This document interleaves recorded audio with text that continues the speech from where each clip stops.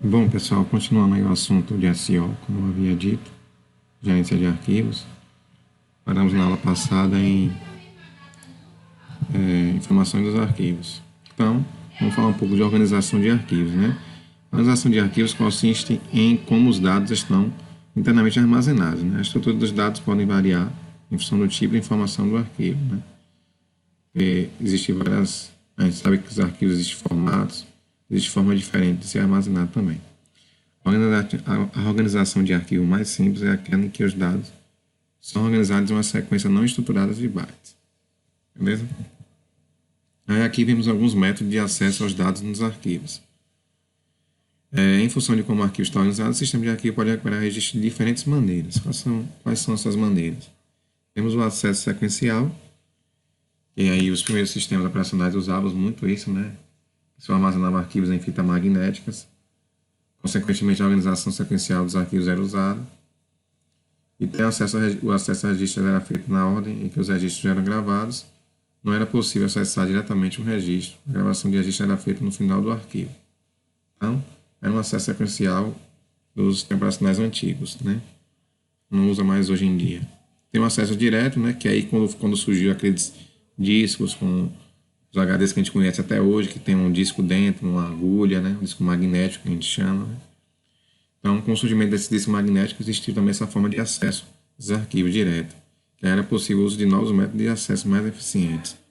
O primeiro método a surgir foi o acesso direto, que permite a leitura e gravação de um registro diretamente na sua posição. Então, quando você gravava um arquivo, ele pegava uma posição dentro do disco magnético, e essa posição ficava fixa para esse arquivo, e a gente conseguia gravar e ler esse arquivo nessa posição.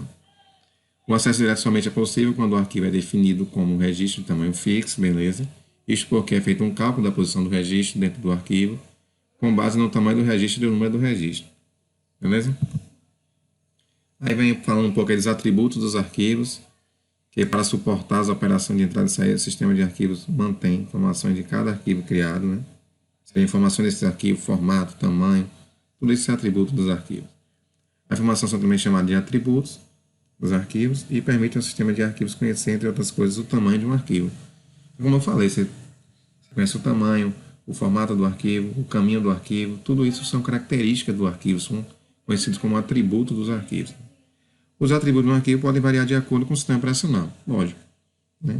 Cada um possui uma regra de atributos diferente. Aí vem falando um pouco sobre os diretórios, né?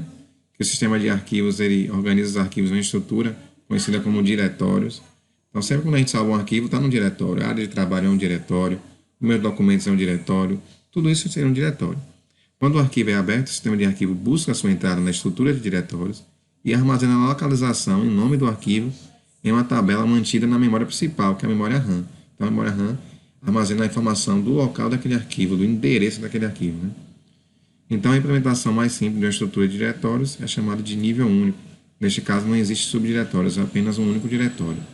Então, seria como um arquivo na área de trabalho, um único diretório, entendeu? Aí, eu vou deixar essa parte de gerência de espaço livre em disco, essa parte de gerência de espaço, de alocação de espaço, para a próxima aula, tranquilo? Espero que vocês tenham entendido essa parte aí. E até uma próxima e abraço.